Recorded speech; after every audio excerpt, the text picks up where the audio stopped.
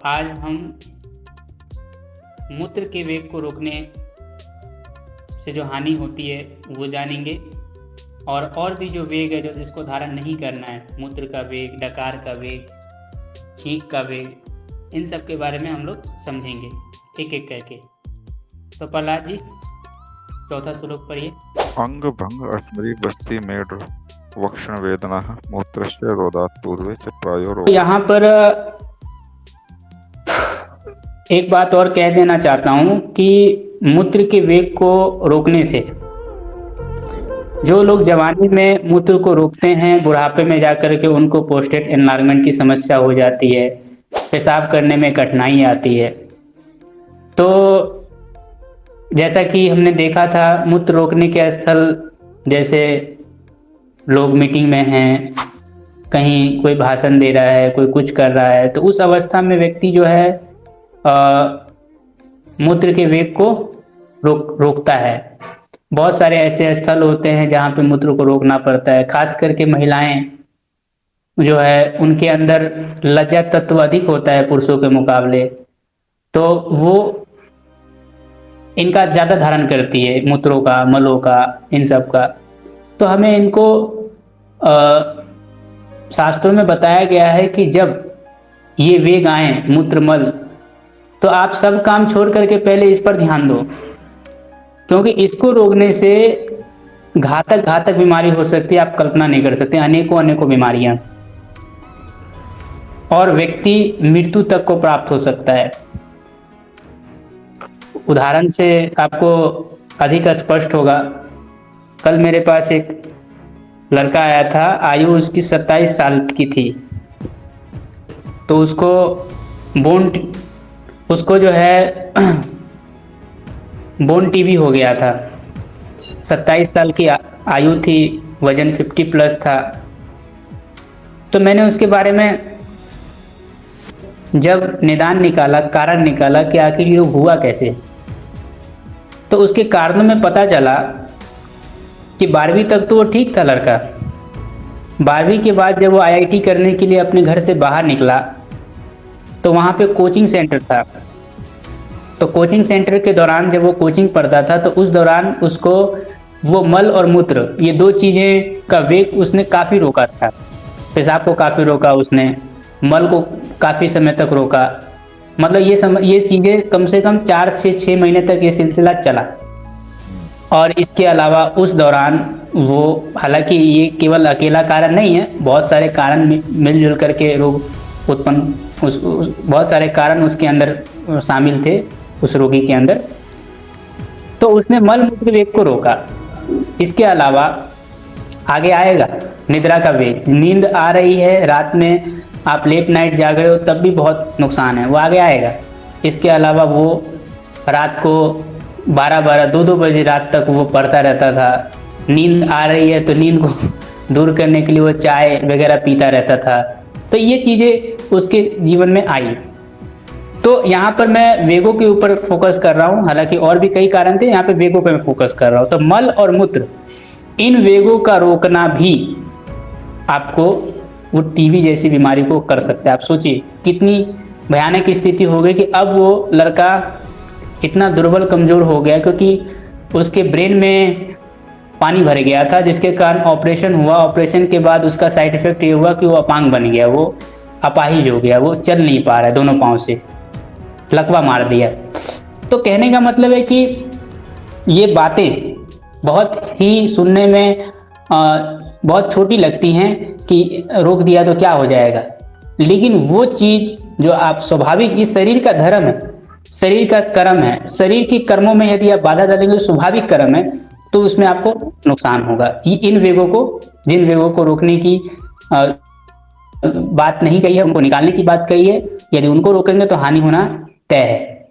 ये बात आप समझ लीजिए।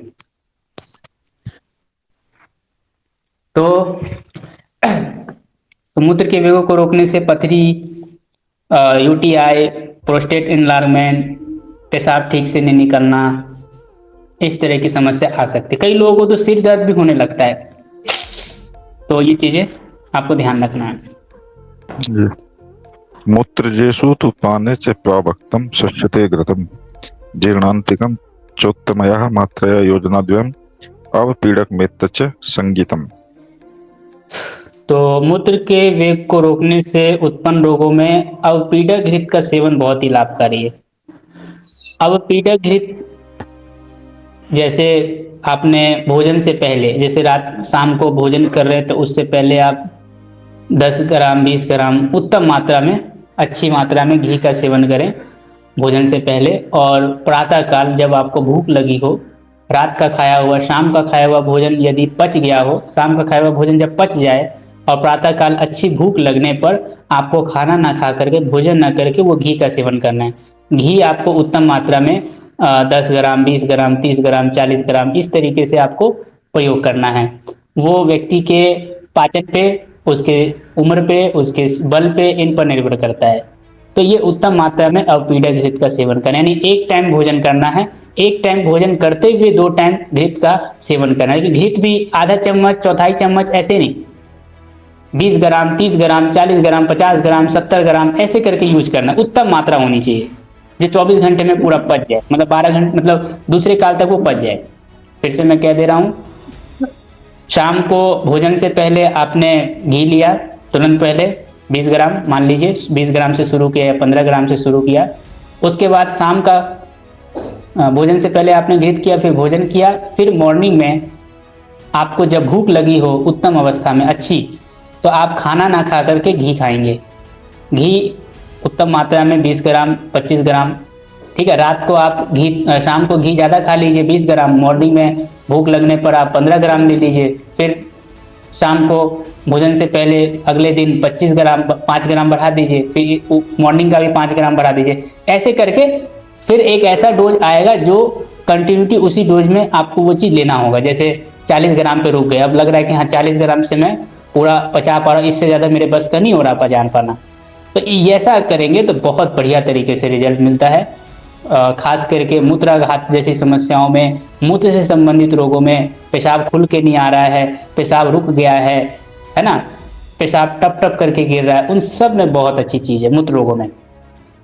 तो ये हो गया आपका अवपीडक घृत। इसके अलावा जैसे पेशाब खुल के नहीं आ रहा है तो मूत्रल दवाइयाँ आप यूज कर सकते हैं, मूत्रल औषधियाँ, जैसे मूत्र विरेचनीय गण का जो क्वाथ है वो यूज कर सकते हैं, चरक का, गोखरू का क्वाथ यूज कर सकते हैं, भुट्टा का जो बाल है उसका पानी इस्तेमाल कर सकते हैं, पत्थर चट्टा इस्तेमाल कर सकते हैं। तीन पंचमूल क्वाथ को आप दूध में क्षीर पाक विधि से आप यूज कर सकते हैं। जैसे 15 ग्राम आपने 10 ग्राम 3 पंचमूल चून ले लिया, उसके बाद 120 ग्राम दूध ले लिया, 600 ग्राम 480 ग्राम पानी ले लिया, फिर पकाया, इतना पकाया कि पानी उड़ गया, दूध रह गया, फिर उस दूध को पी लिया। पेठे का जूस पी सकते हैं, मतलब इतनी सारी चीज़ें हैं।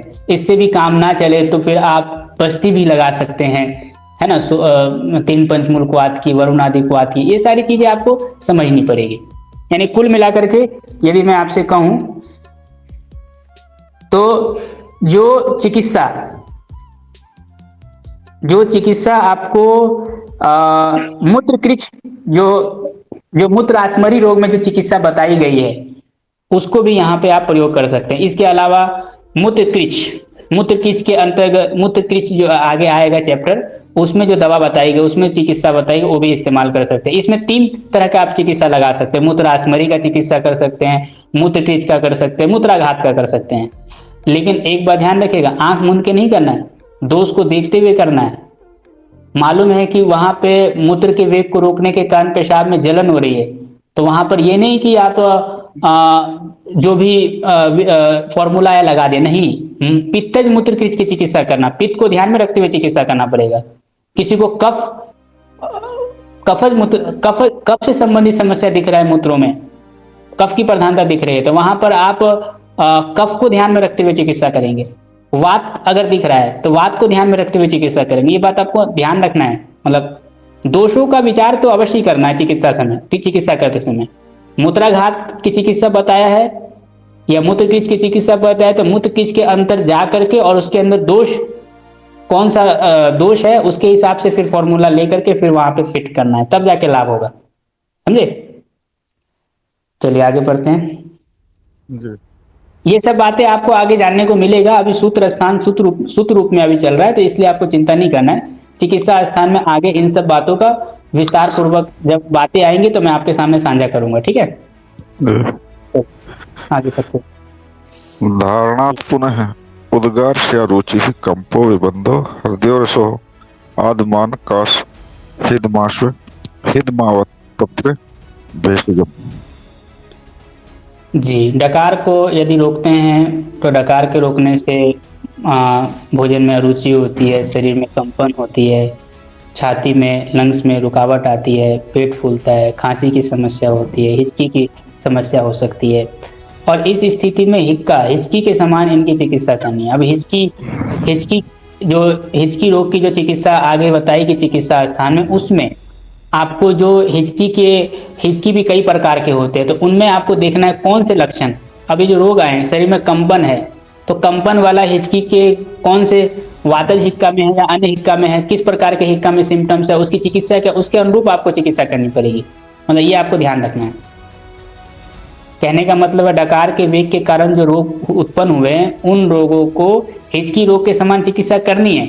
अब जैसे मान लीजिए शरीर में कंपन हो रही है, तो अब हिचकी में जाएंगे तो हिचकी में कौन सा वाला हिचकी लेंगे, वात वाला हिचकी लेंगे या कफ वाला या पित्त वाला? अवनीश जी, मनोज जी, वात वाला फिट बैठेगा ना यहाँ पे। अब जैसे मान लीजिए हृदय में रुकावट आ रही है, पेट फूल रहा है, या हिचकी या खाना खाने का मन नहीं कर रहा है, तो अब हिचकी में भी आप देखेंगे कि अरुचि जन्य हिचकी, अरुचि वाला हिचकी किस प्रकार के हिचकी में आ रहा है, तो उस हिचकी में जाके और उसमें कौन सा योग दिया है वो हम फिट करेंगे। आप समझ पा रहे हैं जी। यूं ही नहीं कि हमने हिचकी रोग की समान चिकित्सा बोला, हिचकी का कोई फॉर्मूला डाल दो ठीक हो जाएगा, ऐसा नहीं करना है। फिर आप शास्त्रों को फिर सही से नहीं समझने के कारण फिर आपको शास्त्र के प्रति क्या होगी, श्रद्धा भंग होगी, आपको लगेगा यार ये काम ही नहीं कर रहा है, गलत लिखा है, ऐसा नहीं है, समझे जी। चलिए आगे पढ़िए जी। शिरोवर्ती इंद्रिय दौर्बल्यम अन्य स्तंभित आर्दितम छुते। जी, तो छींक के वेग को रोकने के कारण कोई व्यक्ति छींक को रोकता है तो उसमें सिर में दर्द और जो इंद्रियां हैं, खास करके गले के ऊपर जो ऊपर की इंद्रियां हैं, आँख, कान, नाक, इन सब में रोग उत्पन्न हो सकते हैं। इन सब में ये सब दुर्बल हो सकते हैं, आँख की रोशनी कमजोर हो सकती है, सूंघने की शक्ति कमजोर हो सकती है, कान से सुनाई कम दे सकता है। मतलब इन सब की शक्ति अपने अंदर अब इनकी इंद्रियों की जो अपनी शक्ति है वो कम होने लगती है, ठीक है, ज्ञानेंद्रियों में दुर्बलता आ जाती है। इसके अलावा सर्वाइकल स्पॉन्डिलाइटिस, फेशियल पैरालिसिस, मुंह का लकवा, ये विकार उत्पन्न होते हैं यदि आप छींक को रोकते हैं तो। छींक का वेग रोकने की स्थिति देखिए, आमतौर पर आजकल लोग धर्म से जोड़ते हैं कि कहीं यात्रा में जा रहे हैं, छींक को नहीं आने देना चाहिए क्योंकि वो अशुभ माना जाता है, लेकिन उसको धर्म से जोड़ते हैं। लेकिन मैं ऐसा कहना चाहूंगा कि छींक ना तो अशुभ का प्रतीक है ना शुभ का प्रतीक है, ये ध्यान रखिएगा आप। अगर छींक अशुभ होता तो शास्त्रों में छींक के वेग को रोकने की बात नहीं होती। हमने वो एक परंपरा टाल ली है कि यात्रा में जाते समय छींक आए तो अशुभ होता है, उसको रोकना चाहिए, नहीं तो अशुभ हो जाएगा। ऐसा होता है कि नहीं? आप लोगों में से कोई ये सुना है क्या आपने कभी? हाँ जी, हाँ जी, हर जगह ही है। तो ये चीजें हमें ध्यान रखना बहुत जरूरी है, और ये छोटी सी भूल आपको लकवा तक को दे सकती है, आपको आँख की रोशनी को कमजोर कर सकती है, और आपके न जाने सर्वाइकल स्पॉन्डिलाइटिस से लेके अन्य कितने रोग हो सकते हैं आप कल्पना नहीं कर सकते हैं। तो इस बात का आप ध्यान रखें। आगे पढ़िए जी। सूक्ष्म धूमांजना ग्रहण नाव अर्क विलोकने ही प्रवृत्तिक श्रुतिम शक्ताम स्नेह स्वेदोचशीलियत। छींक के वेग को रोकने से उत्पन्न जो रोग है उनकी चिकित्सा, अब ये देखिए, अब ये नहीं कि कहीं पर कुछ भी लगा देंगे, हमें विचार पूर्वक लगाना होगा। तीक्ष्ण धूमपान दें या तीक्ष्ण अंजन दें या तीक्ष्ण नस्य दें या सूर की ओर दिखाएं या स्नेहन स्वेदन करें, समझे? ये जो चीजें बताई गई यथा योग्य लेनी है। ये नहीं कि छींक के वेग से हर जगह किसी को कुछ भी कर दो, ये नहीं चलेगा। अगर जैसे आपको उदाहरण बता रहा हूँ, जैसे मान लीजिए किसी को फेशियल पैरालिसिस है, लकवा मार दिया और वात की प्रधानता है, तो यहाँ पर स्नेहन स्वेदन वाला चीज हम लेंगे, स्नेहन स्वेदन वाला, और जरूरत पड़े तो नस्यम भी लेंगे, तीक्ष्ण द्रव्यों की नस्यम भी लेंगे।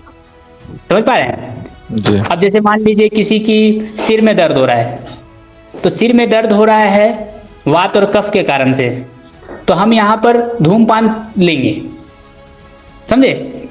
किसी को इंद्रियां कमजोर हो गई है, तो इंद्रियां कमजोर हो गई है तो हम यहाँ पर जो है स्नेहन स्वेदन वगैरह करके और फिर उसको हम विधिवत उपचार करेंगे, समझे?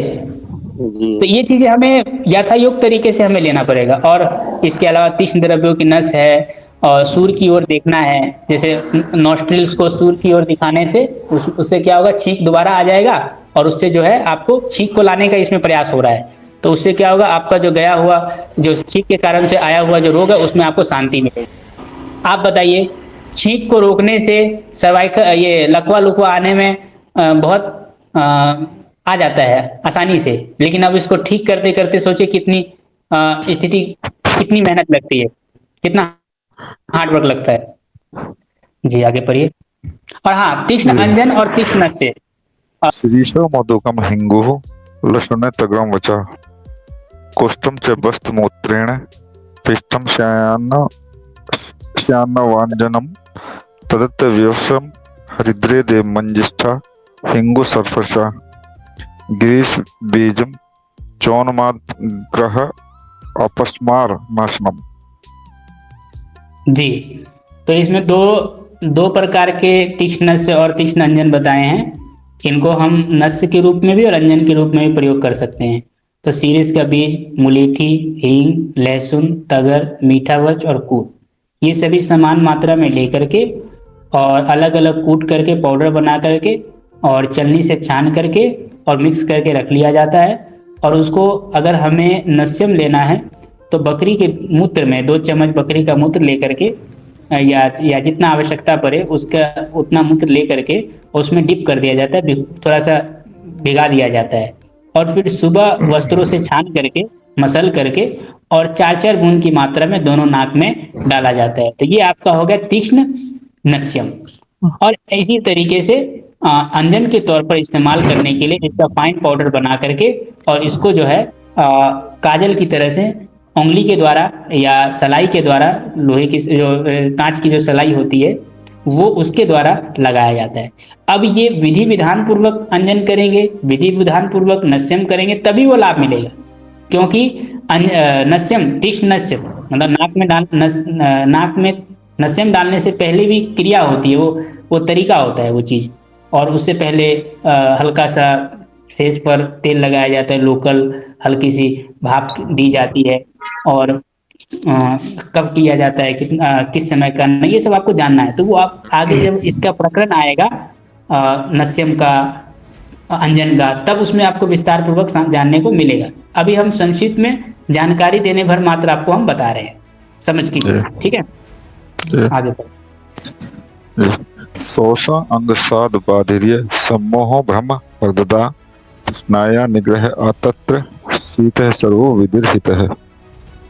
जी, जब व्यक्ति को प्यास लगी है, प्यास लगने पर पानी नहीं पी रहा है या पानी नहीं मिल पाया किसी वजह से, और ये सिलसिला चलता रहा, तो उसके कारण मुंह सूखना, शरीर में ढीलापन और बधिरता, जो बहरापन, बेहोशी, चक्कर आना और हृदय रोग उत्पन्न हो सकता है। तो आपने अनुभव किया होगा कि किसी को प्यास लगी और पानी ना मिले, प्यास लगने पर पानी ना मिले तो कैसा लगता है? एकदम मुंह सूखा सूखा लगता है, चक्कर जैसा लगता है। और जल तत्व की कमी से व्यक्ति मृत्यु तक को प्राप्त हो जाता है। डिहाइड्रेशन की वजह से होता है कि नहीं? पानी की कमी, हाँ, पानी की कमी से मृत्यु तक हो जाती है, और जल के अभाव से अनेक रोग उत्पन्न होते हैं, ये बात ध्यान रखिएगा। तो जल से जो पानी के वेग को, प्यास के वेग को रोकने से जो रोग बताई गई, मुंह सूखना, शरीर में ढीलापन, बेहोशी, चक्कर आना, सूखता है ना गला वगैरह, प्यास नहीं, पानी नहीं मिलने पे गला सूख रहा है, हृदय रोग हो सकता है। तो ऐसी स्थिति में क्या करें? तो इन स्थिति में सभी प्रकार के आहार विहार और औषध में शीत चिकित्सा करना चाहिए। तो शीत चिकित्सा में सुश्रुत में बताया है कि सत्तू में घी और मिश्री ठंडे पानी में सत्तू घोल करके और उसमें मिश्री और घी घोल करके और उसको मथ करके पिलाना चाहिए। तो ये बहुत ही अच्छी लाभ करती है प्यास के रोकने से होने वाले रोगों में। क्योंकि प्यास को रोकने से क्या है, जल धातु की कमी हो जाती है, तो उसकी पूर्ति के लिए आपको शीतल उपचार करेंगे तो उसकी पूर्ति होगी, है ना। तो शीतल जल की कमी से होने वाले रोगों की चिकित्सा जो है इससे आपका हो सकता है। चलिए आगे पढ़िए। जी। अंग भंग अरुचि ग्लानि कृष्य ये शूल भ्रमा शुदः तत्र योज्यम लघु स्नग्धम उष्णम अल्पम च भोजनम। जी, भूख लगी है और भूख अच्छे से लग गई है और आपने टाल दिया कि चलो बाद में खाएंगे, अभी टाइम नहीं है, तो इसकी वजह से आपको शरीर में टूटने जैसी दर्द, अरुचि मतलब खाना खाने का मन नहीं करना, हर्ष है और कमजोरी अनुभव होता है, और पेट में दर्द, चक्कर आना, ये सारे लक्षण होते हैं। आपने अनुभव किया, अब खाना नहीं मिलने पर ऐसा लगता है ना, कमजोरी जैसे काम करने का मन नहीं करेगा।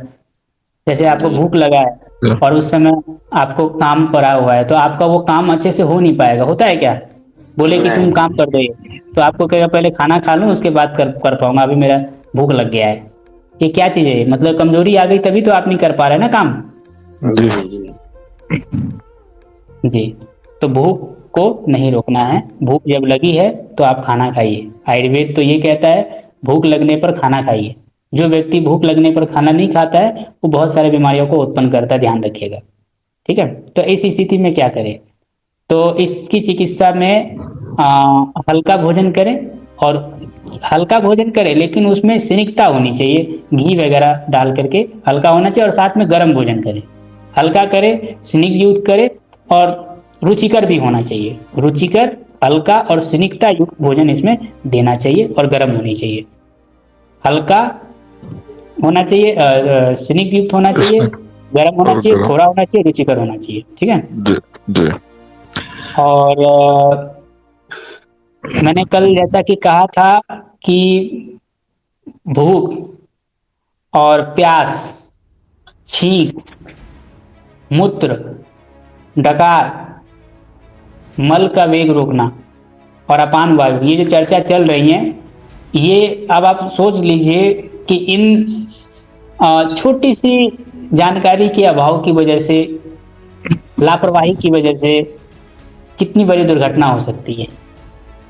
लापरवाही मौत का कारण बन सकती है। एक छोटी सी लापरवाही मृत्यु का कारण बन सकती है।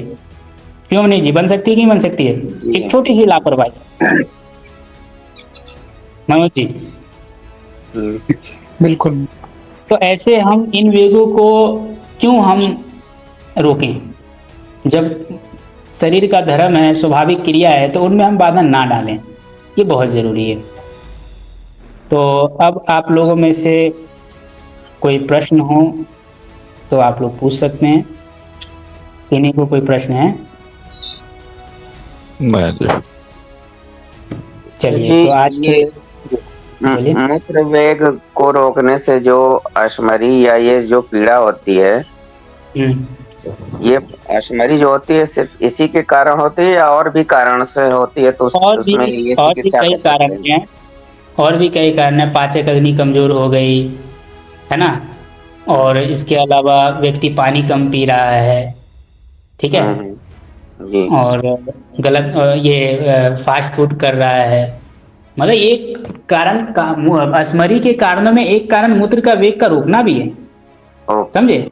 हम रोग, एक रोग के अनेक कारणों में उन कारणों को देख रहे हैं, किन किन कारणों से ये सब समस्या आ सकती है। उन कारणों को हम जितना हम जानेंगे कि आखिर किन किन रोगों के कारणों से हो रहे, उतना हम सही तरीके से रोगी को चिकित्सा सफल पूर्वक करने में सक्षम होंगे। तभी अगर हमें पता नहीं होगा कि मूत्र की वेग रोकने से भी ये बीमारी हो सकती है, तो हम रोगी को ये मना करेंगे, बोलेंगे ही नहीं। नहीं खास करके स्टूडेंट में, महिलाओं में, गर्ल्स में ये सब चीजें ज्यादा देखने को मिलती है। बहुत रोकती है ना महिलाएं ये सब, मूत्र मल, अपान वायु, ये सब लज्जा तत्व उनके अंदर ज्यादा पाई जाती है पुरुषों के मुकाबले। जी तो शांति पाठ करके कक्षा को हम लोग विराम देते हैं। तो आज के लिए इतना ही, शांति पाठ कर लेते हैं। ओ